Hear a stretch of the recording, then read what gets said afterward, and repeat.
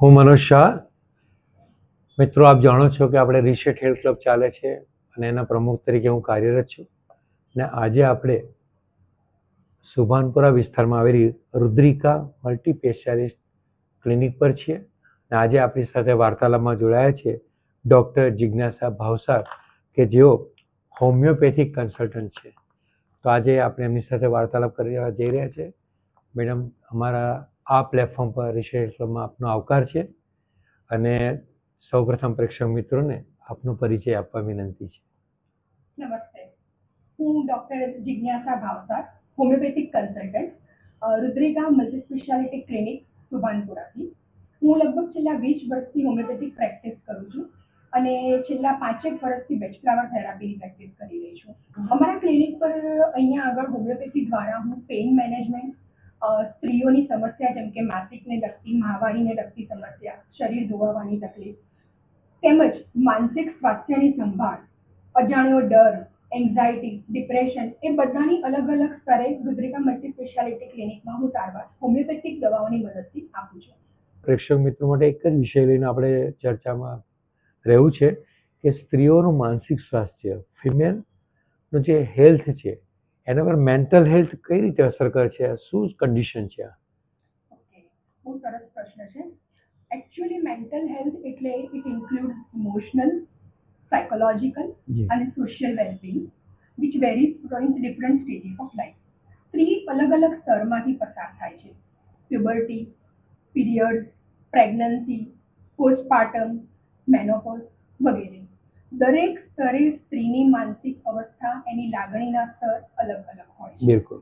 તો એને હોમિયોપેથીની મદદથી અમે સારવાર આપી અને શારીરિક સ્વાસ્થ્ય સારું રહે એ જાળવવામાં અમે એમને મદદ કરી. મેડમ, માનસિક સ્વાસ્થ્યની વાત છે, મેન્ટલ હેલ્થની વાત છે, તો આ એક કઈ કન્ડિશન છે જેનાથી વ્યક્તિને ખબર પડે છે કે કુટુંબને ખબર પડે છે કે આ એવું સ્ટેજ છે જે સારવારને પાત્ર થઈ જાય છે? એવા કયા લક્ષણો પ્રગટે છે આમાંથી? હવે અમારી પાસે ઘણી વખત સ્ત્રીઓ માસિક પહેલા આવે છે અને એક જ કમ્પ્લેન કે મેડમ ખબર નથી, મૂડ સ્વિંગ્સ થાય છે. ક્યારેક એકદમ હસવું આવે છે, ક્યારેક એકદમ રડવું આવે છે, ક્યારેક ખૂબ ગુસ્સો આવે છે. કારણ નથી ખબર કે કેમ આવું થાય છે, જેને મેડિકલ ટર્મમાં અમે મૂડ સ્વિંગ્સ કહીએ છીએ, જે હોર્મોનલ ઇમ્બેલેન્સના હિસાબે ઘણી વખત જોવા મળે છે. ક્યારેક જાણીતો અજાણીતો ભય, ડર સતાવે, ચિંતા સતાવે, બરાબર.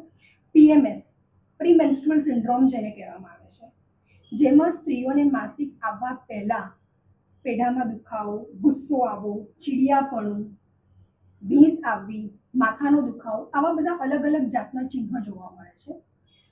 પીએમડીડી, જેને મેડિકલ ટર્મમાં પ્રી મેન્સ્ટ્રુઅલ ડિસ્ફોરિક ડિસઓર્ડર કહેવામાં આવે છે, જે પીએમએસનો જ એક ભાગ છે. એ ઘણા સ્ત્રીઓમાં આની અવેરનેસ જ નથી કે આવી કોઈ વસ્તુ માસિક પહેલા પણ બદલાવ શરીરમાં આવી શકે છે અમારા શરીરમાં, બરાબર. તો આ બધી વસ્તુઓ દરમિયાન તમારું ઇમોશનલ ડિસ્ટર્બન્સ, ઇમોશનલ ટ્રોમા, આ દરેક લક્ષણો અલગ અલગ સ્ત્રીઓમાં અલગ અલગ રીતે અલગ અલગ સ્તરમાં જોવા મળી શકે છે તમને. મેડમ, એવું પણ બને છે કે લગ્ન પહેલા છોકરીઓમાં પણ આ વસ્તુ બનવા જેવું છે અને લગ્ન પછી પણ એવી કંઈ કન્ડિશન સર્જાય છે, એક અલગ કુટુંબમાં મહિલા આવે છે તો ત્યારે પણ આ માનસિક સ્વાસ્થ્ય કથળવાના સંભવ ઊભો થાય છે? 100%. લગ્ન પહેલા સ્ત્રી પોતાનું આખું કુટુંબ, માતા પિતા બધાને છોડી અને એક નવી જગ્યાએ, નવા વાતાવરણમાં, નવા ઘરમાં એડજસ્ટ થવા આવે છે. બની શકે ત્યાંથી સહકાર કદાચ પૂરતો ના મળે, એના હિસાબે પણ એના emotional trauma, fears, insecurity feeling કે હું કેવી રીતે એડજસ્ટ કરીશ આ નવા વાતાવરણમાં, આ દરેકે દરેક માનસિક ઇમ્બેલેન્સ, ઇમોશનલ ઇમ્બેલેન્સ જેને કહીએ, એની અસર સ્ત્રીના સૌથી પહેલા માસિક ઉપર પડે છે. માની લો કે એને એક અજાણ્યો ડર હોય છે, fear of being judged by people, મતલબ કે બહારના લોકો હું કંઈક કહીશ કે હું કંઈક કરીશ તો શું કહેશે, મને કેવી રીતે જજ કરશે, એ સતત ભય અંદર સતાવતો હોય છે. આ કહેવાય છે નાનો ભય, પણ એક જાતનું આ ઇમોશનલ ટ્રોમા જ છે જે સ્ત્રીના શરીરને અને એના હોર્મોન્સને ખાસ કરીને ખૂબ જ અસર કરે છે. તમે સાંભળ્યું હશે પીસીઓડી, જી જેને કહેવાય કે પોલિસિસ્ટિક ઓવેરિયન જી. ડિસીઝ, બરાબર? એ શું છે?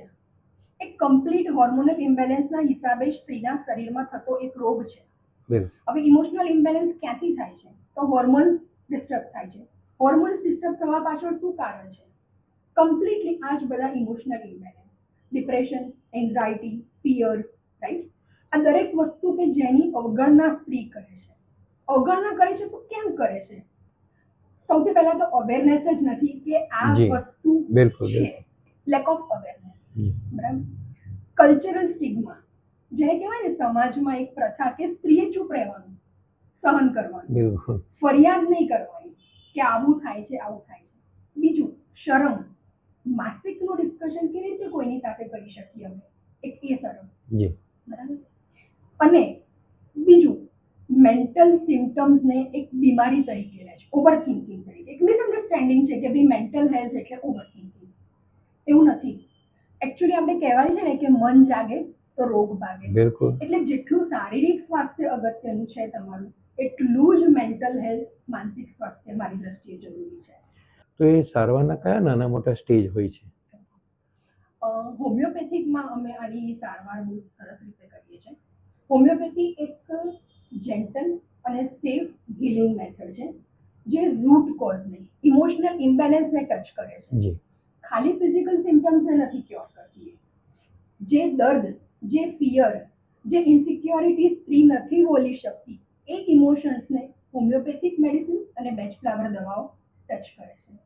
જેમ કે ઇગ્નેશિયા છે, સેપિયા છે, લેકેસિસ છે, એવી ઘણી બધી દવાઓ છે અમારી પાસે જે એઝ એન્ડ વેન રિક્વાયર્ડ પેશન્ટની પર્સનાલિટી, એના સિમ્ટમ્સ પરથી અમે લોકો નક્કી કરી અને પ્રિસ્ક્રાઇબ કરીએ છીએ. બીજું, આ સારવાર પદ્ધતિ એકદમ સેફ, જેન્ટલ અને નેચરલ છે. એની કોઈ આડઅસર નથી, બિલકુલ. એનું કોઈ એડિક્શન નથી. અને દરેક સ્ત્રી, દરેક ઉંમરની સ્ત્રીઓ આ લઈ શકે છે.